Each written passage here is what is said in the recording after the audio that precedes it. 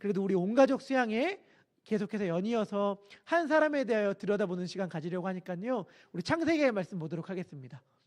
창세기 29장 31절에서 35절. 창세기 29장 31절에서 35절의 말씀을 한 절씩 교독하겠습니다. 31절입니다. 여호와께서 레아가 사랑받지 못함을 보시고 그의 태를 여셨으나 라헬은 자녀가 없었더라.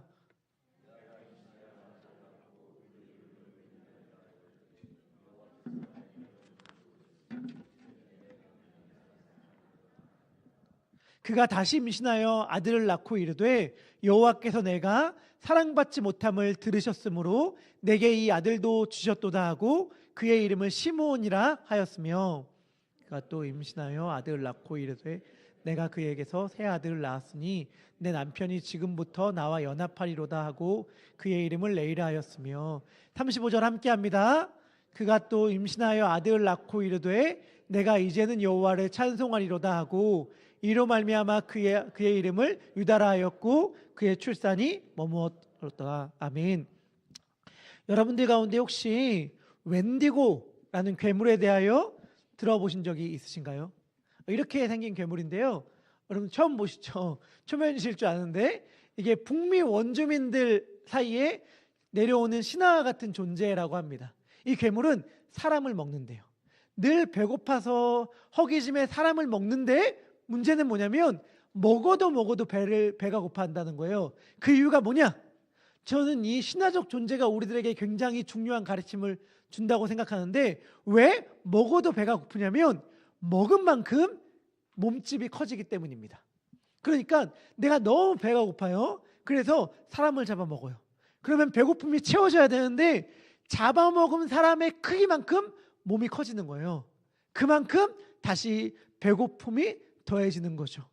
그래서 먹을수록 더 배고파지는 영원한 결핍의 굴레에 갇힌 존재가 바로 웬디고다라고 말할 수 있을 것 같습니다. 그리고 사실 이 웬디고가 인간이죠.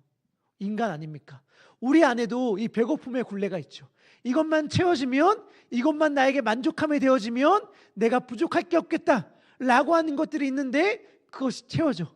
그래도 여전히 또다시 배고파하고 목말라하고 갈증을 느끼는, 허기짐을 느끼는 존재가 바로 인간이라는 존재잖아요. 오늘 웬디고와 같은 배고픔의 사슬에 갇혀있던 한 여인이 어떻게 그 사슬에서 풀려날 수 있었는지를 말씀을 통해 살펴보므로 여전히 동일한 배고픔과 허기짐, 갈증의 사슬에 얽매여 있는 우리들이 어떻게 거기서 벗어날 수 있는가를 발견하면 좋겠습니다. 여러분 많이들 아시겠지만 야곱과 에서라는 존재가 있습니다. 형을 속이고 아버지에게서 장자의 복을 빼앗은 야곱은 형의 분노로 인하여 도망자의 길을 나서게 됩니다. 자기를 죽이려고 했던 형의 화가 잠시 가라앉을 때까지 외삼촌이 살던 멀고 먼 지역으로 도망치게 된 사람이 있었으니 그가 바로 야곱이었어요. 도망자의 신세가 되어본 적이 있으신지 모르겠지만 도망자의 신세는 외롭고 서글프죠. 자신감도 상실되었을 것이고 두려움도 컸을 거예요. 이제는 어떡하지? 외삼촌 집으로 무작정 가는데 내 삶은 어떻게 펼쳐질 것인가? 두렵고 무서움 가운데에 그의 마음이 날이 지날수록 축축 처졌을 것입니다. 그런데 그런 그에게 결정적인 사건이 발생해요. 그게 창세기 28장 사건인데 뭐냐? 그가 외로움의 도망자의 길을 막 나서면서 길에서 노숙하고 있었을 그때에 꿈속에서 하나님이 나타나신 거예요. 하나님이 나타나셔서 뭐라고 말씀하시는가? 야곱아, 두려워하지 마. 걱정하지 마. 네가 지금 떠돌아다니면서 밟는 그 땅 다 내가 너에게 줄게. 그리고 나 너에게 복을 주기로 결심했거든. 나 너를 축복하기로 결정했거든. 네가 내가 준 축복을 다 받기까지 나 결코 너를 떠나지 않을 거야. 너와 늘 함께 할 것이고 네가 밟는 모든 곳 가운데에서 복을 너에게 더하여 줄 거야 라고 하나님이 꿈속에서 야곱을 만나 주셨습니다. 그 응답을 받은 야곱이 갑자기 눈빛이 살아나기 시작해요. 여러분, 왜 안 그러겠어요? 두려움과 외로움의 나날을 보내고 있던 그가 갑자기 하나님이 나타나셔서 걱정하지 마, 내가 함께 할게 라고 말하니까 막 용기가 샘솟기 시작하는 거예요.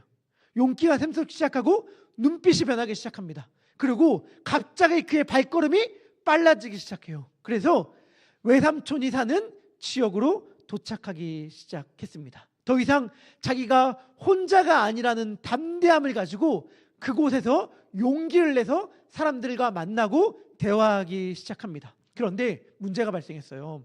외삼촌이 사는 지역으로 갔는데 외삼촌 집의 주소는 알 수 없는 거예요. 이때까지 한 번도 만나본 적이 없던 분이었기 때문에 어디 사는지 집 주소를 정확히 알 수가 없어요. 그래서 어떻게 했냐면 당시에 많은 사람들이 모이던 우물가로 가게 됩니다. 우물가로 딱 가니까 아니나 다를까 많은 목자들이 양떼를 이끌고 우물가에 모이기 시작해요. 야곱은 용기를 내서 그들에게 먼저 묻습니다. 이보시오, 어디서 오는 길입니까? 라고 물으니까 그 목자들이 대답합니다. 아, 저희들 하란이라는 지역에서 온 사람들입니다 라고 말하니까 그럼 혹시 라반이라는 사람을 아십니까? 라고 물어요. 라반이 야곱의 외삼촌인데 라반이 살던 곳이 하란이었거든요.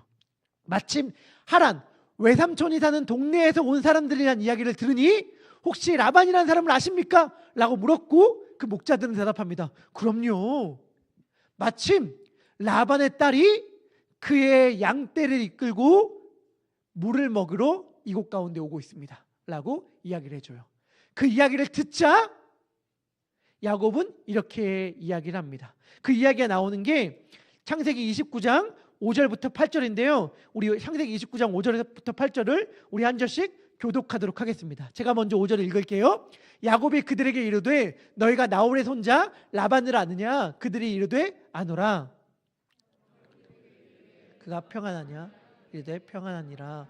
그의 딸 라헬이 지금 양을 몰고 오느니라.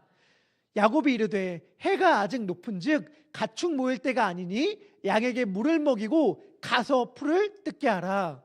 그들이 이르되 우리가 그리하지 못하겠노라. 때가 다 모이고 목자들이 우물 아귀에서 돌을 옮겨야 우리가 양떼에게 물을 먹이느니라. 아멘. 이거 무슨 말인지 여러분들 초반에는 알겠지만 뒤로 갈수록 무슨 말인지 잘 모르겠죠.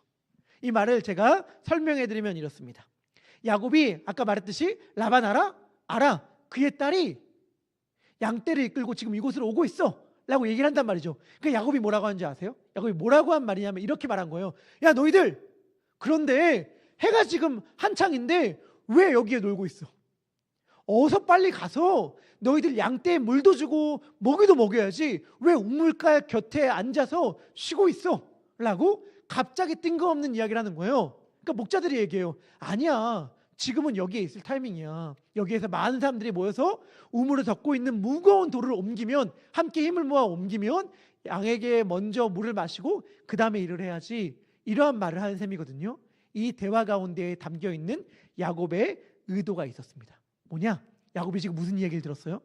라헬이라는 여인이 오고 있다, 외삼촌의 딸이 오고 있다는 얘기를 들었잖아요. 들으니까 야곱이 했던 말이 뭐냐면, 야, 너희들 빨리 일하러 가, 놀지 말고 빨리 여기서 떠나 라고 말한 거예요. 왜일까요? 왜냐? 우리는 그 이유를 능히 짐작할 수 있죠. 그 여자가 오면 그 여자와 뭔가 단둘만의 시간을 보내고 싶은 거예요. 왜냐? 이삭이 야곱이 떠나가기 직전에 야곱을 두고 축복하며 기도하며 했던 말이 있습니다. 창세기 28장 1절에서 4절인데요. 이렇게 이야기를 해요. 형의 화가 식혀질 때까지 야곱이 도망을 치는데 그때 이삭이 야곱을 불러 축복하며 당부합니다. 뭐라고 이야기하느냐? 너는 가나안 사람의 딸 중에서 아내를 맞이하지 말고 2절 일어나 밧단 아람, 여기가 하란인데 으로 가서 내 외조부 부두엘의 집에 이르러 거기서 뭐라고요? 내 외삼촌 라반의 딸 중에서 아내를 맞이하라. 그리고 3절에선 전능하신 하나님이 내게 복을 주셔서 생육하고 번성하게 하고 여러 족속을 이루게 하시고 4절 아브라함에게 주신 복을 너에게 줘서 내가 하나님이 아브라함에게 주신 땅, 네가 거하는 땅을 너가 차지하게 하시기를 원하노라 말해요. 여러분, 3절과 4절의 약속이 있었습니다. 이 약속에 대한 응답을 야곱은 베델에서 받았어요. 다시 말하면 아빠가 나에게 해줬던 축복의 기도에 대해서 하나님이 확인 도장을 땅 찍어주신 거예요. 3절과 4절, 내가 있는 그 땅을 나에게 줄 거라고 하나님이 약속해 주셨어. 나로 여러 민족을 이루겠다고 약속해 주셨어. 확인 도장 찍어 주셨어. 그러면 1절과 2절, 나에게 아내를 주겠다는 약속도 하나님께서 응답해 주실 거라는 소망이 생긴 거예요. 그런데 때마침 외삼촌의 딸이 양을 이끌고 이곳 가운데 온다는 이야기를 듣게 된 거죠. 그러니까 자기의 경쟁자일지도 모르는 목자들을 어서 빨리 치우려고 하고 라헬을 기다리려고 하는 거예요. 그리고 혹시 모르죠, 라반의 딸 가운데에 아리따운 딸이 있는데 그 이름이 라헬이라는 이야기를 혹시 들었을지도 모르겠습니다. 여하튼간 그러한 기대감과 설렘의 마음으로 목자들을 어떻게든 그곳 가운데 내쫓으려고 하고 있는데, 그때 때마침 라헬이 자기 아버지의 양떼를 이끌고 옵니다. 라헬을 본 순간 야곱의 마음이 갑자기 폭발하기 시작합니다. 그래서 야곱이 어떻게 하는가? 갑자기 누가 시키지도 않았는데 이때까지 가만히 앉아있다가 혼자서 무거운 우물을 막고 있던 돌을 들어 옮기기 시작합니다. 갑자기 여인 앞에서 힘자랑을 하기 시작하는 거예요. 힘자랑을 하더니 거기 있던 목자들이 황당할 만한 행동을 합니다. 뭐냐? 라헬은 지금 도착했잖아요. 목자들은 아까부터 와서 기다리고 있고. 그런데 갑자기 목자들을 뒤로 물리더니 라헬에게 이야기합니다. 먼저 양들에게 물을 먹이십시오. 먼저 그 라헬의 양들을 먼저 물을 먹이게 해요. 그 다음에 라헬을 보다가 감정이 복받쳐서인지 어떻게 하는가? 갑자기 라헬에게 입을 맞춥니다. 라헬에게 입을 맞추고 펑펑 울어요. 그러면서 황당해하는 라헬에게 자기를 소개하기 시작합니다. 저는 당신의 아버지의 조카이며 당신의 이모의 아들입니다 라고 자기소개를 하기 시작해요. 순서가 뭔가 뒤죽박죽이야. 순서가 뭔가 뒤죽박죽인데 이 감정은 이해할 수 있어요. 뭐냐? 외로운 길에 혼자 처량하게 떠돌아다니다가 하나님이 예비한 짝을 만난 것 같은 기쁨. 그런데 그 짝이 너무 예쁘고 너무 곱고 너무 아름다워. 그 순간 야곱의 눈이 돌아가서 막 이런 말도 안 되는 일들을 행하는 거죠. 그 이야기를 들은 라헬은 갑자기 자기 아버지를 향해 떠납니다. 왜냐하면 자기의 사촌이 왔다는 얘기를 전해야 되니까 막 자기 아버지에게 가서 제가 이러한 사람을 만났습니다 라고 이야기를 해요. 자기의 조카 야곱이 왔다는 이야기를 듣자 갑자기 라반이 버선발로 뛰어가기 시작합니다. 우리 창세기 29장 13절의 말씀인데요, 우리 같이 읽도록 하겠습니다. 시작.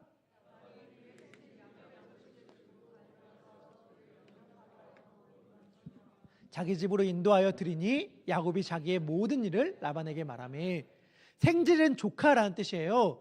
조카가 왔다는 이야기를 듣고 달립니다. 그래서 영접하고 안고 입을 맞추고 자기 집으로 인도하여 드려요. 왜 그랬을까? 당시 친척 왔으니까 당연히 환대할 수 있겠지만 사실 라반의 이러한 모습은 좀 많이 오버스럽습니다. 한 번도 얼굴도 본 적이 없는 조카를 맞이하는 것 치고는 조금 과해요. 왜 그랬을까? 왜 그랬을지를 짐작해 본다면 라반이라는 사람을 성경에서 어떻게 묘사하는지를 알아야 되는데, 앞으로 좀 더 그 설명을 하겠지만 라반은 굉장히 욕심쟁이고 탐욕이 많은 사람이었거든요. 자기가 아는 정보에 의하면 아브라함과 이삭은 굉장히 부자입니다. 이 아브라함과 이삭의 자식이 왔다는 이야기를 듣는 순간 라반은 이 조카에게서 무언가 빼먹을 게 있겠다, 이 조카에게서 무언가 얻어낼 게 있겠다는 마음을 가지고 계획을 가지고 이 조카를 어마어마하게 잘 대해주는 거예요. 그런데 조카가 와서 자기의 사정을 털어놓기 시작하는데 조카의 이야기를 듣는데 뭔가 좀 이상해. 빼먹을 구석이 많은 줄 알았는데 왠지 그게 아닌 것 같아. 이야기를 차분히 들으면서 그의 몰골과 행색을 보아하니 정말 가진 게 하나도 없는 빈털털이구나. 내가 빼먹을 게 아무것도 없는 자이구나. 쫄딱 망해서 집에서 내쫓김 당한 자이구나 라는 걸 알게 돼요. 그 순간 실망감과 함께 라반의 머리가 돌아가기 시작합니다. 그에게 뺏어낼 재산이 없다면 그의 몸뚱아리라도 뺏어 먹어야겠다. 그의 노동력이라도 착취해야겠다라는 막 계산이 돌기 시작합니다. 그래서 라반이 야곱에게 이렇게 이야기합니다. 창세기 29장 15절의 말씀인데요. 우리 같이 읽도록 하겠습니다. 읽겠습니다. 시작. 내가 비록 내 생질이나 어찌 그저 내 일을 하겠느냐. 내 품삯을 어떻게 할지 내게 말하라. 무슨 말입니까? 네가 내 조카지만 내가 어떻게 공짜로 너를 부려먹을 수 있겠느냐. 너 내가 월급 주면서 일할게. 얼마 받으면 좋겠어? 라고 말을 해요. 배려가 아니에요. 공을 먼저 야곱에게 던진 것입니다. 너 얼마의 월급이면 스스로 적당하다고 생각하니? 라고 공을 던졌는데 야곱도 잔머리가 많이 돌아가는 사람이잖아요. 그러니까 야곱도 외삼촌을 순식간에 다 파악을 한 것 같아요.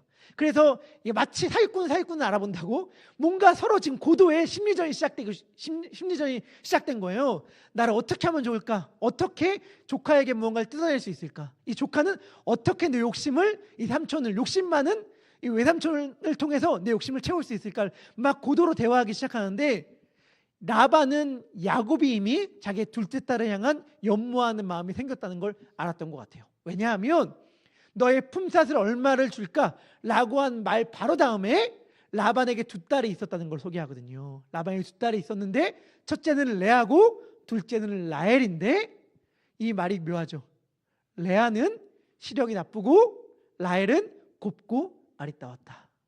시력이 나쁘다는 게 도대체 무슨 말인가? 이게 궁금해요. 시력이 나쁘다고 묘사되어 있는데 이게 무슨 말이고, 라헬에 대한 묘사는 사실은 분명합니다. 곱고 아리따다. 이건 외모를 칭하는 거거든요. 라헬은 예쁘다는 거 알아. 근데 레아는 뭐라는 뜻이지? 이 말이 해석을 왜 너무 어렵다. 이거 무슨 말, 번역을 왜 이렇게 했지? 라고 질문을 안 가셔도 돼요. 번역이 문제가 아니라 원래 원어 자체가 무슨 말인지 사실은 되게 모호하고 어려운 말이거든요. 근데 뉘앙스는 알 수 있죠. 여러분들 그런 거 있잖아요. 어린아이는 웬만하면 예쁘지만 막 죄송합니다. 너무 예뻐! 이런 말이 나오는 친구가 있고 그런 말이 약간 주저되는 친구가 있죠. 주저되는 친구가 막 그럴 때 우리가 하는 말들 있잖아요. 우리 자주 하는 말들. 너무 잘생겼다. 너무 예뻐. 이렇게 하고 누군가 소개시켜 줄 때 어때? 어떤 사람이야? 라고 말하면 착해. 제가 어렸을 때 많이 들었던 말은 뭐냐면 누가 이렇게 소개시켜 줄 때 공부 잘하게 생겼어.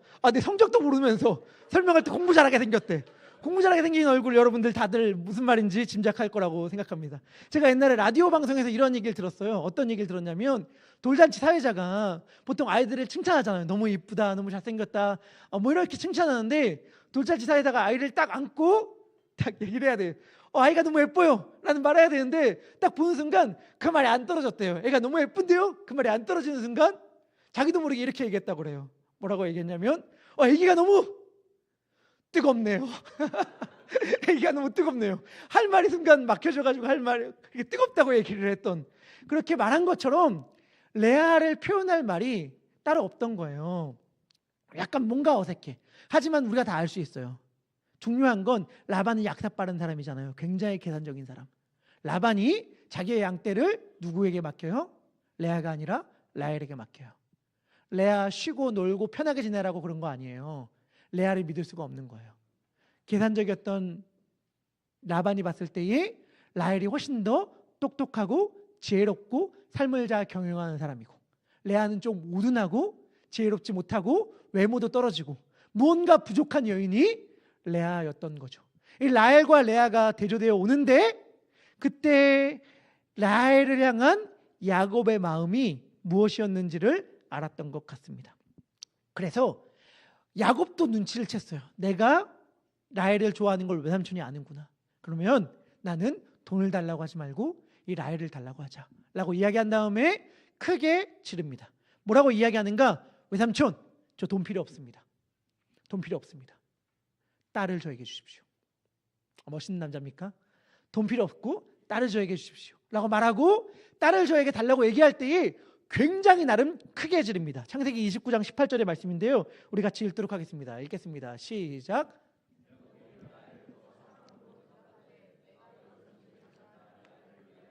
외삼촌을 섬기리이다. 아멘.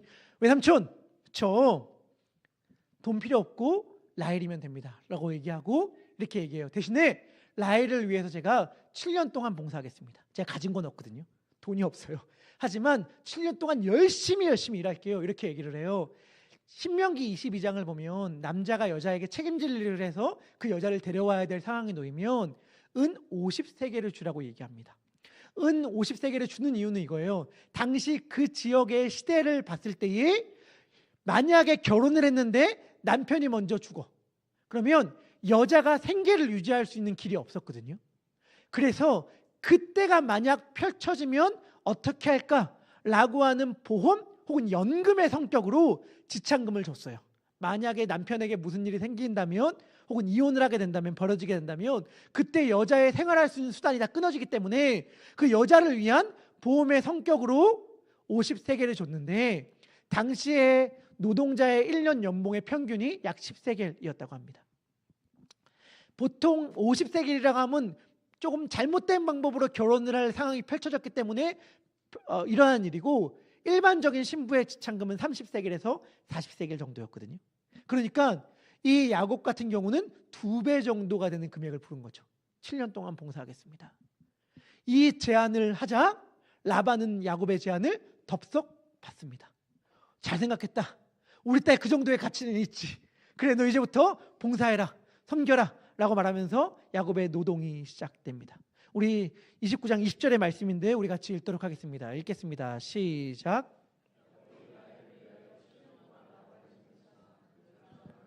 7년을 며칠처럼 여겼더라. 아멘. 유명한 말이죠. 7년을 며칠같이, 7년을 수일같이. 여러분 질문해 볼게요. 여기 결혼을 앞두고 계신 분이 있나요? 너무 결혼하고 싶어. 너무 막 이 아내랑 이 남자랑 너무 같이 살고 싶어. 근데 7년 후에 결혼하래. 7년 후에 결혼하래. 그러면 여러분, 이 7년이 70년 같습니까? 7일 같습니까? 내가 막 너무나도 결혼하고 싶어서 막 안달이 나 있는데 지금 당장 결혼하면 안 되고 7년 후에 결혼하십시오 라고 말한다면 이 7년은 7일 같은 게 아니라 70년 같죠. 그날이 언제 오나, 그날이 언제 오나 싶죠. 야곱이 7년을 수일처럼 여겼다는 말은 그래서 이 7년이 막 며칠밖에 안 되는 기간처럼 여겼다 이 말이 아니고요. 노동의 가치예요. 노동의 가치. 무슨 말이냐, 7년 동안 정말 뼈빠지게 일해서 어마어마한 부를 얻었는데 이 부가 이 여인을 얻기 위한 거라면 아무것도 아니다. 당신은 이 정도의 가치가 있는 여인이다. 내가 이 정도로 당신을 사랑한다. 이러한 마음을 보여주는 거죠. 이 정도는 해야 결혼할 수 있지 않겠습니까? 남편이 이 정도는 보여줘야 우리 결혼할 수 있겠죠. 그래서 7년의 시간이 지나고 이제 결혼할 때가 왔습니다. 21절의 말씀인데 야곱이 라반에게 이렇게 이야기합니다. 자신의 권리를 당당하게 요구하듯 말해요. 내 기한이 찼으니 내 아내를 내게 주소서. 내가 그에게 들어가겠나이다. 야곱이 이 날을 얼마나 기다렸을지를 알 수 있는 말이죠. 내 기한이 찼으니 내 아내를 내게 주소서. 야곱은 마땅한 권리를 행사합니다. 그리고 당시의 결혼 풍습에 따라서 술에 잔뜩 취한 신랑이 신부가 있는 침실로 들어가고 거기서 하룻밤을 보내죠. 하룻밤을 보내고 아침이 밝았습니다. 그리고 야곱은 당황하지 않을 수 없었죠. 아침에 본 아내의 얼굴이 바뀌어 있기 때문입니다. 우리 창세기 29장 25절의 말씀인데 우리 같이 읽도록 하겠습니다. 읽겠습니다. 시작. 야곱이 아침에 보니 레아라 라반에게 이르되 외삼촌이 어찌하여 내게 이같이 행하셨나이까? 내가 라헬을 위하여 외삼촌을 섬기지 아니하였나이까? 외삼촌이 나를 속이심은 어찌 됨이니까? 아멘. 야곱이 아침에 일어나 보니 누구예요? 레아예요. 아침에 일어나 보니 레아다. 형으로 분장하고 아버지를 속였던 야곱이 지금 외삼촌에게 속임을 당합니다. 근데 여러분 기억하시죠? 내가 형인 척 속였는데 사실은 형과 나는 쌍둥이에요. 그렇죠? 야곱과 에서가 굉장히 다른 존재처럼 우리는 인식되지만 그들은 쌍둥이잖아요. 저는 라헬과 레아가 유사하다고 생각이 됩니다.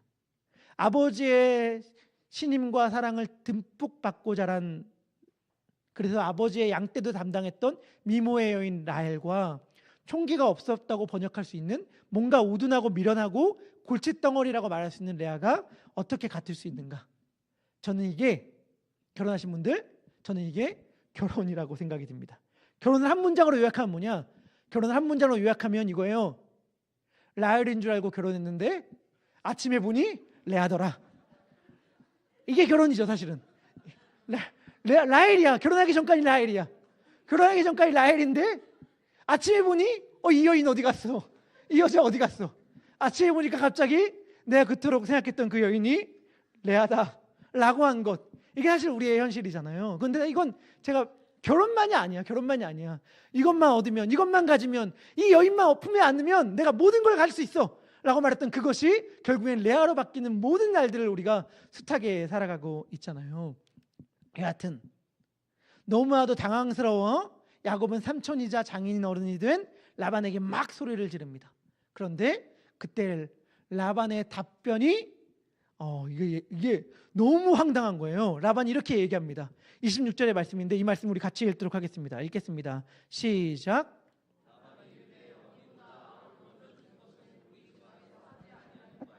아멘. 라반이 이릅니다. 언니를 아우보다 먼저 주는 것은 우리 지방에서 하지 않는 바입니다. 이 말 여러분 어떻게 들리세요? 이해가 되십니까? 이런 집안의 풍습이 있을 수도 있죠. 그런데 저는 이 말이 야곱의 마음 깊은 곳에 감추었던 상처를 들춰내는 말이었다고 생각들어요. 여러분, 야곱이 7년 동안 가진 것이 없어서 무일푼으로 노동하면서 결혼 지참금을 마련했어요. 아버지의 집에 있었다면 7년 노동 안 해도 됐을 거예요. 왜냐? 아버지의 집안의 돈으로 이 지참금을 해결했을 테니까. 왜 7년 동안이나 자기가 그런 무시와 천대를 받으면서 이 수모를 당해야 했죠? 그 이유를 거슬러 올라가면 뭐예요? 장자의 권한을 뺏으려고 해서였잖아요. 야곱이 그토록 갖고 싶었던 첫째라는 명함. 무슨 말이냐? 쌍둥이인데 정말 조금의 차이로 늦게 태어났을 뿐인데 둘째라는 서름이 그에게 있었잖아요. 둘째라는 그 서름. 아버지를 속이고 형을 속이면서까지 빼앗고 싶었던 게 뭐냐면, 해결하고 싶었던 게 뭐냐면 둘째라는 서름인데, 이것 가운데도 갑자기 첫째와 둘째를 차별하는 얘기를 듣는 거예요. 이 라헬은 첫째가 아니기 때문에 먼저 결혼할 수 없다. 이 말을 듣는 순간 아마 깊게 감추었던 야곱의 상처가 다시금 돋아나며 폭발했을지도 모를 일이었습니다. 아니, 내가 지금 왜 이러한 수모를, 내가 지금 왜 이러한 상처의 길들을 걸어가고 있는데, 내가 둘째로 태어났기 때문인데 결혼 또한 둘째로 태어났다는 이유로 이러한 아픔과 어둠의 시기를 걸어갈 수밖에 없구나 라고 하는 마음 때문에 야곱은 너무나도 힘들었을 거예요. 라반은 이야기합니다. 라헬과 결혼하고 싶다면 7년을 더 봉사해야 한다. 야곱은 이 제안이 너무나도 황당하게 여겼겠지만 울며 겨자 먹기로 이 제안을 따를 수밖에 없었습니다. 왜냐하면 라헬을 너무 사랑했기 때문이기도 하지만 7년 노동의 대가가 이 레아라는 것을 도무지 받아들일 수 없었기 때문이기도 했습니다. 라반도 양심과 눈치가 있는 사람이라 사위의 분노를 보고는 7일 후에 결혼식을 바로 열어주겠다고 합니다. 결혼은 먼저 하되 7년 동안을 더 봉사하라고 이야기하죠. 만약에 그렇게 제안하지 않고 7년 후에 라헬과 결혼할 수 있다라고 이야기했다면 야곱이 어떻게 나았을지 알 수 없는 일이었습니다. 여러분, 질문할게요. 라반이 왜 이렇게 비정상적인 방식으로 첫째 딸을 결혼시켰을까요? 첫째 딸의 결혼에 대한 가능성이 도무지 보이지 않는데 홍기가 꽉 찬 나이가 되니 어떻게든 딸을 결혼시키려고 하는 아버지의 엇나간 사랑 때문에, 그 들끓는 부정 때문에, 아버지의 부정 때문에 이러한 일들을 행하였을까요? 아니에요.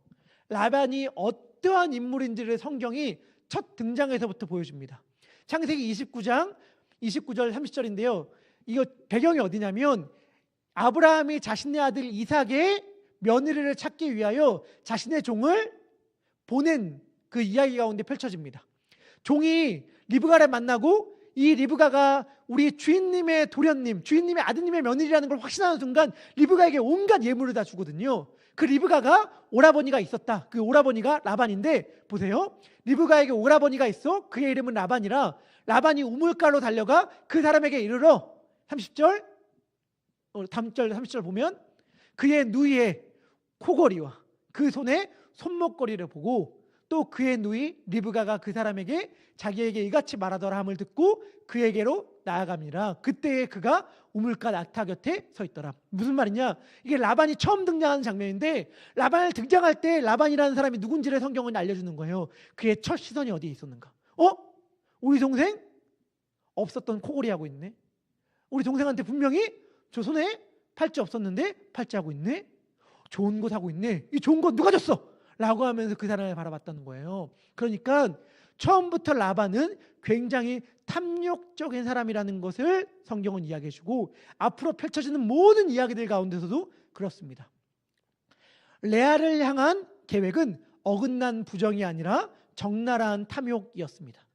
어차피 정상적인 방법으로는 첫째 딸을 결혼시킬 수 없다고 생각했던 라반은 첫째 딸을 이용하고 사용하여 야곱의 노동력을 착취하여야겠다 생각했던 것이죠. 레아는 자기의 아버지에게도 이렇게 사용당한 것인데 질문할게요. 그렇다면 왜 처음부터 야곱에게 솔직하게 이야기하지 않았을까요? 처음부터 야곱에게 솔직하게 이야기했다면 라헬이랑 결혼하고 싶으면 레아와도 결혼해야 됩니다 라고 말했다면 야곱이 이렇게까지 화가 나지는 않지 않았겠습니까? 하지만 라반이 이랬던 이유가 있었겠죠. 아마도 그는 라헬과 결혼하기 위해 레아와도 결혼해야 됩니다 라는 제안을 자기의 조카에게 한다면 조카가 이 결혼을 다시금 재고했을지도 모른다는 생각을 했을 것입니다. 그 정도로 레아는 라반에게 골칫거리였어요. 라반은 자기네 집안의 골칫거리를 사위에게, 조카에게 떠넘김으로 이 문제를 해결하려고 했고 야곱은 그러한 외삼촌을 향하여 삿대질하며 화를 내기 시작했죠.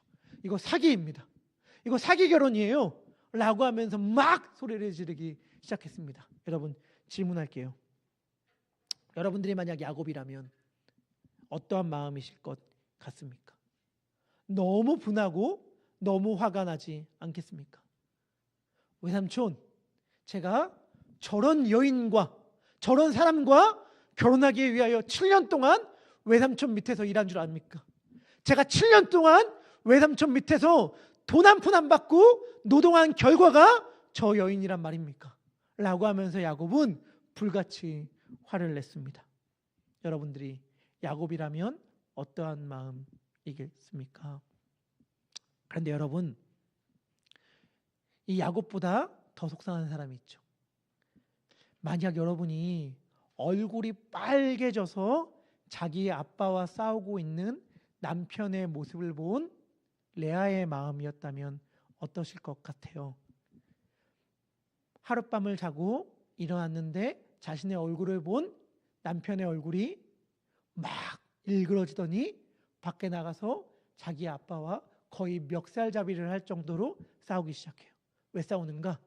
나에게 저런 여자와 결혼을 하려고 이 계획을 했단 말입니까? 라고 하면서 막 싸우고 있는 그러한 야곱의 모습을 본 레아의 마음은 어땠을까요?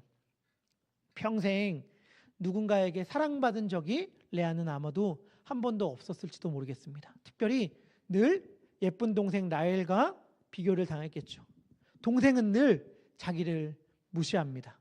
이 세상 어디에도 자기 편은 없었고 자기를 사랑해 줄 존재는 없었다라는 생각을 하면서 살아왔을 이 여인. 그런데 아버지가 어느 날 시집 보내준다는 거예요. 시집 보내줄 테니까 너 내 말대로만 해 라고 말을 했을 때에 이 제안이 너무 두렵고 무서웠지만 아마도 레아는 생각했을지 몰라요. 이렇게라도 해서 남편이 생긴다면, 이렇게라도 해서 내가 결혼을 할 수 있게 된다면 그 남편은 혹시라도 내 편을 들어줄지 몰라 라고 생각했을지 모를 일입니다. 이것만, 가족만 나에게 생긴다면, 너무 수치스럽지만, 너무 힘겹지만, 너무 버겁지만 그럼에도 불구하고 결혼만 하게 된다면, 남편만 생긴다면, 이러한 마음을 가지고 레아는 첫날 밤을 보냈을 거예요. 여러분, 첫날 밤을 보내면서 레아가 어땠겠어요? 자신의 목소리가 혹시라도 들릴까 하여, 자신의 정체가 혹시라도 발각될까 하여 두렵고 떨리는 마음으로 조마조마하게 그 밤을 지새웠을 레아의 마음. 하지만 두려움과 겁남 마음 한켠에 또 기대감과 소망의 마음을 레아는 품고 있었을지 모르겠습니다. 하지만 그렇게 이루어진 결혼은 그녀에게 배고픔만 더해지게 하는, 허기짐만 더해지게 하는 결혼이었죠. 제가 아까 말한 웬디고의 저주에 갇힌 것이죠. 결혼만 하면, 남편만 나에게 생기면 나의 배고픔이, 나의 외로움이, 나의 허기짐이 달래질지 몰라 라고 하면서 남편을 얻고 결혼을 했는데 배고픔이 더 커져. 남편은 생겼으나 남편으로부터 받아야 할 사랑을 받지 못하고 남편으로 받아야 할 의지를 받지 못하니 만족함은 더 얻을 수 없고 배고픔만 더 채워지는 것이죠. 그녀는 더 목말라하고 더 배고파합니다. 여러분, 지금 여러분들이 원하는 거 있죠. 여러분들이 구하는 거 있죠. 내가 그것만 채워지면 바랄 게 없겠다. 내게 그것만 해결되면 더 이상 원할 게 없겠다 라고 하는 그것은 우리 가운데 채워지고 얻어진다 하더라도 결코 우리의 배고픔을 달래주지 못합니다. 그것이 채워진다고 해도 결코 만족할 수 없어요. 기독교의 복음은 무엇을 이야기하는가? 이미 모든 것이 충분하다고 말하는 데서 시작하는 것이 기독교의 복음입니다.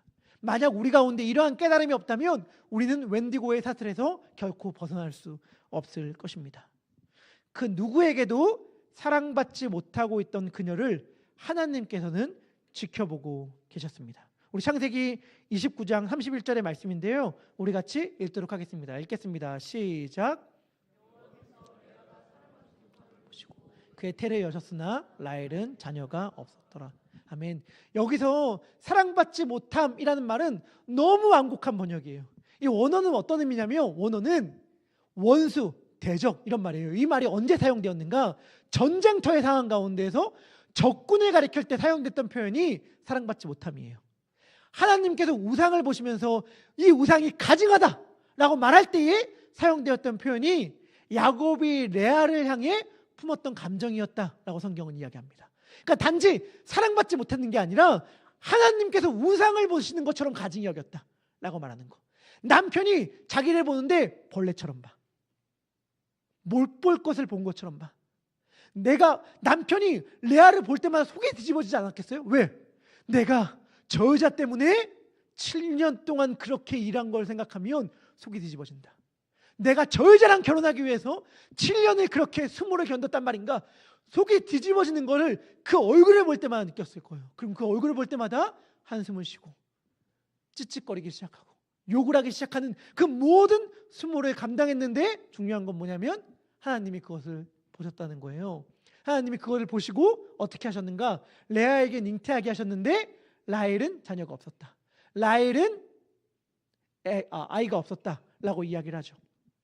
하나님께서는 이러한 모든 과정을 통해서 레아에게 그리고 우리에게 무언가를 알려주시는 것 같습니다. 그게 뭐냐? 내가 너를 보고 있어. 남편은 너를 바라보지 않을지 모르겠지만 내가 너를 보고 있어 라고 말함과 동시에 하나님께서 알려주는 것, 그게 뭐냐? 라헬은 자녀가 없잖아. 그게 뭐예요? 너 라헬 부러워하지? 근데 라헬도 너를 부러워한다. 너가 라헬을 향해서 라헬이면 내가 얼마나 좋을까? 내가 라헬처럼 남편의 사랑을 받으면 얼마나 좋을까? 부러워할지 모르겠지만 라헬도 너를 보면서 내가 임신하면 얼마나 좋을까? 내가 아이를 가지면 얼마나 좋을까? 라고 말하고 있어 라고 이야기하는 셈이죠. 그녀 역시 목마름과 배고픔에 허덕이고 있다 라고 하나님은 알려주시는 거예요. 결국 이 세상의 것으론 무엇만 있으면 내게 바랄 게 없겠다 라고 하는 세상의 것으론 우리에게 만족을 줄 수 없습니다. 내가 진짜로 집에 방 하나만 더 있었으면 좋겠다. 내 월급이 딱 덜도 말고 딱 2,000불 정도만 더 오른다면 내가 숨통이 좀 트일 텐데, 내가 정말 지금 나를 얽어맺고 있는 이 문제만 해결된다면 내가 소용이 없겠다 라고 하는 방식으로는 결코 만족할 수 없다는 것을 하나님께서는 알려주시는 것입니다. 레아가 하나님의 은총을 입어 임신을 하여 아들을 낳습니다. 우리 32절의 말씀인데 우리 같이 읽도록 하겠습니다. 읽겠습니다. 시작.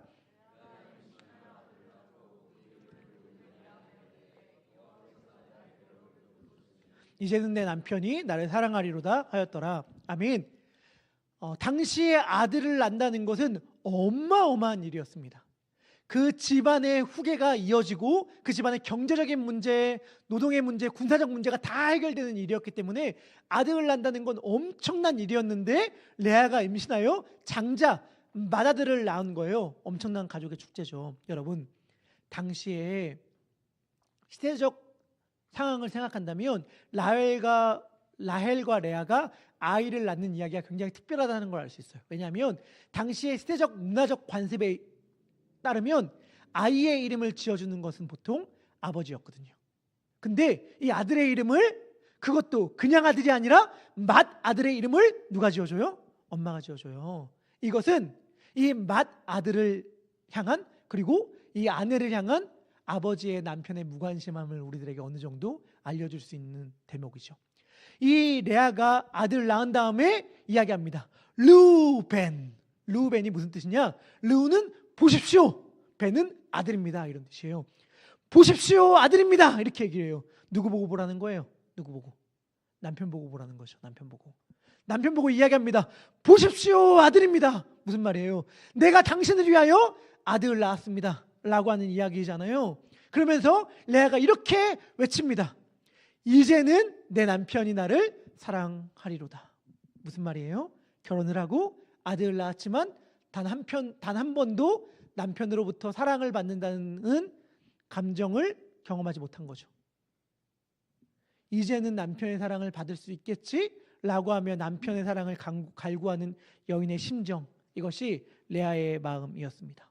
그러나 남편은, 야곱은 장자를 낳았어도, 맏아들을 낳았어도 레아를 사랑하지 않았던 것 같습니다. 우리 33절의 말씀인데 우리 같이 읽도록 하겠습니다. 읽겠습니다. 시작.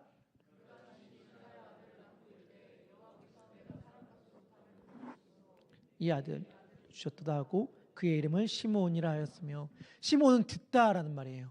뭘 들었대요? 하나님이 내가 사랑받지 못함을 들으셨으므로 이 아들을 주셨대요. 이 말이 무슨 뜻이겠어요? 내가 사랑받지 못했기 때문에 이 아들을 주셨다면, 이 아들을 낳았으니 이제 남편이 나를 사랑해 주겠지. 왜냐하면 사랑받지 못한 이유 때문에 아들을 주신 하나님, 이 아들을 낳았기 때문에 아들을 둘이나 낳은 나를, 라헬, 아무런 아이를 못 낳은 라헬보다 남편이 더 사랑해 줄 거야. 이 레아는 고백했습니다. 그러면서 시므온이라는 이름을 지었고, 이 시므온이라는 이름에는 아마 이러한 의미도 담겨 있겠죠. 제 목소리 좀 들어주세요. 제 말 좀 들어주세요. 아마도 남편이 한 번도 자기의 이 말에 귀를 기울이고 있지 않았다고 이 여인은 느꼈던 것 같습니다. 그래서 남편을 향해 갈망하는 거죠. 내 말 좀 들어줘요. 내 목소리 좀 들어줘요. 내 마음 좀 살펴주세요. 라고 이야기했는데 남편은 과연 아들을 둘이나 낳은 이 여인을 사랑하고 이 여인의 목소리에 귀를 기울였을까? 아들을 둘이나 낳았으니 이제 야곱이 레아를 사랑했을까? 우리 34절의 말씀입니다. 우리 같이 읽도록 하겠습니다. 읽겠습니다. 시작. 아들을 낳고 이르되 내가 그에게 새 아들을 낳았으니 내 남편이 지금부터는 나와 연합하리로다 하고 그의 이름을 레위라 하였으며, 이렇게 얘기합니다. 레위는 연합이란 뜻인데 뭐라고 고백해요? 내 남편이 지금부터 나와 연합하리로다. 여러분, 이 말이 얼마나 비극인지 아시겠죠? 여러분, 아들을 셋이나 낳았어요. 아들을 셋이나 낳았다고요.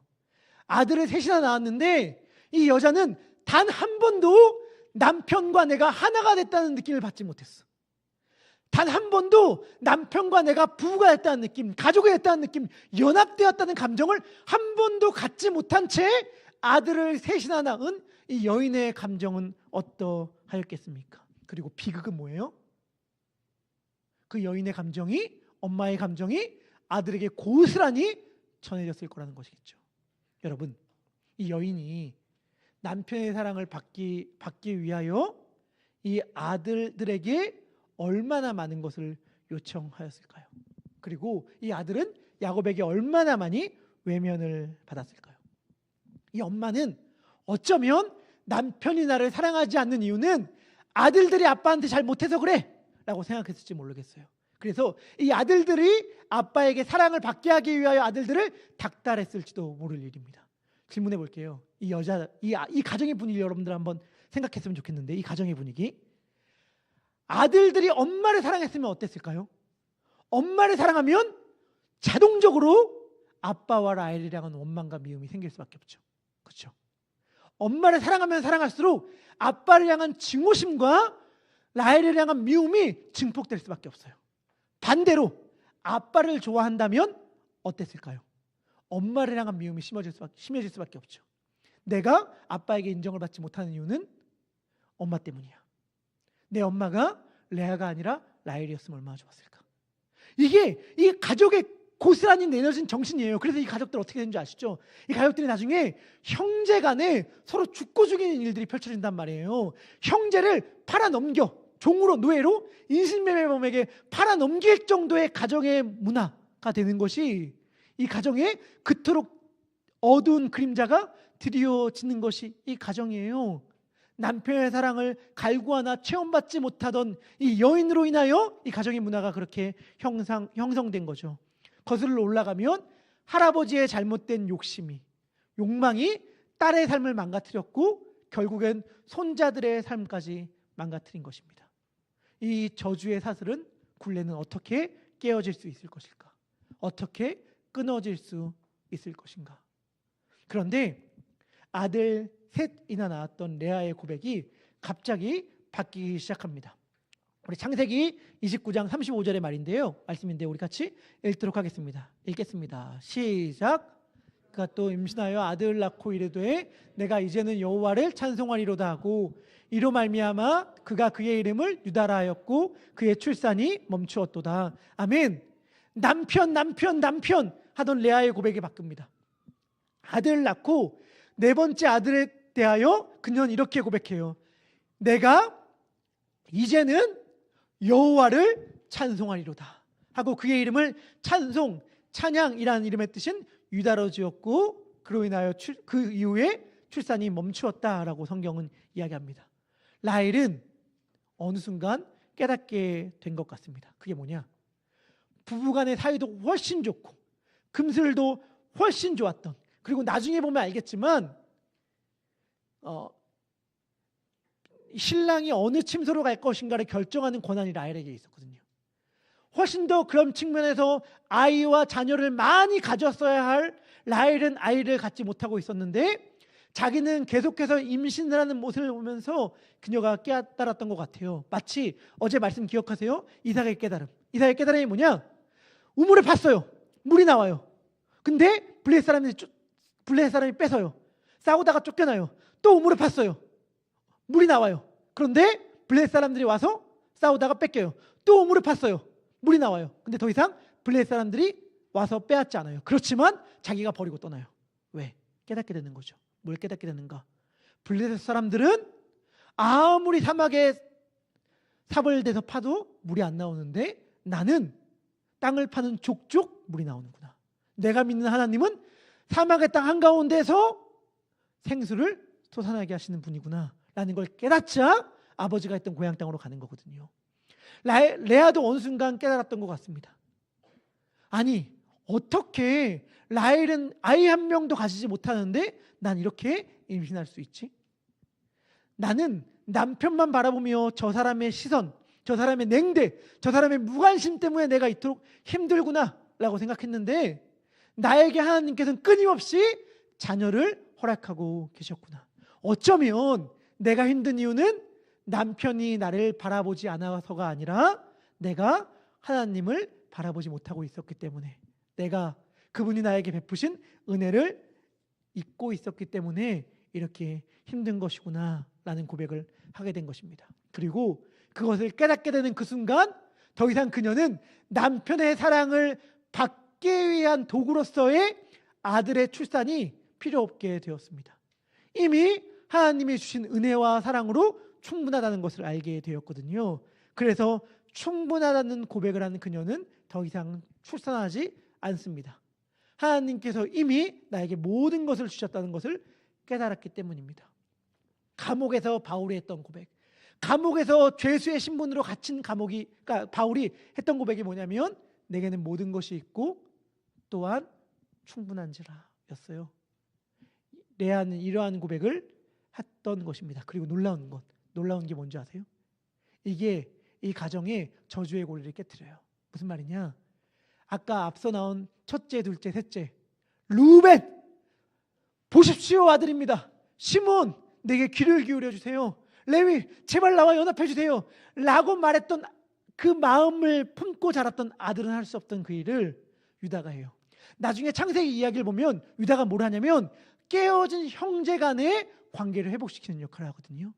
그 사랑을 받고 자란 자식이 이 가정의 어두움을 거두게 하는 역할을 감당하게 되는 거예요.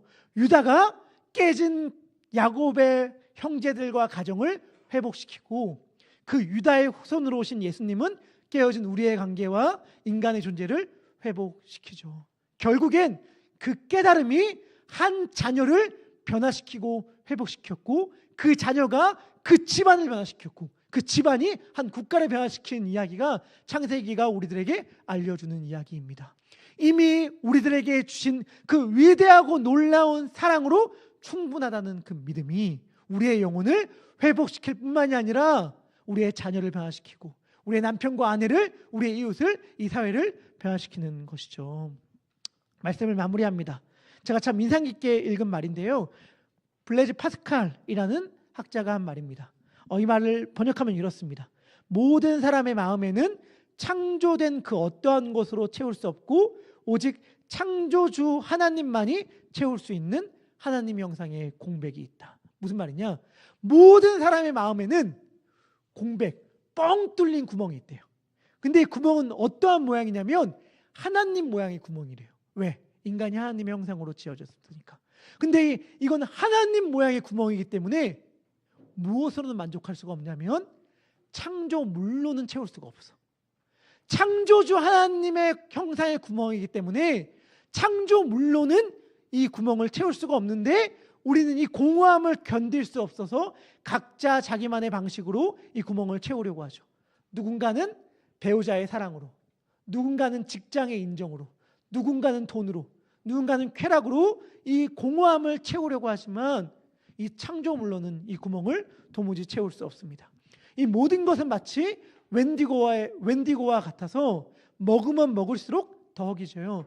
좋은 집으로 이사하면 만족할 수 있을 줄 알았는데, 신분의 문제가 해결되면 만족할 수 있을 줄 알았는데, 결혼하면 해결될 줄 알았는데, 자식을 낳으면 해결될 줄 알았는데 끝없이 이어지는 배고픔이 우리를 찾아옵니다. 이 구멍은 오직 하나님으로만 채울 수 있습니다. 그리고 예수님께서 이미 십자가에서 그 모든 것들을 다 이루어 주셨어요. 크리스마스에 예수님이 오신 바로 그 이유가 우리의 그 구멍을 채우기 위하여 예수님께서 오신 거예요. 우리 그 모든 것들을 채우신 예수님을 찬양합시다. 이제는 하나님을 찬양하리로다. 이것이 레아의 고백이었습니다. 모든 것들을 우리에게 행하시고 베푸시며 웬디고의 사슬에서 우리를 끊으신 예수님을 함께 찬양하면 좋겠습니다. 우리 우물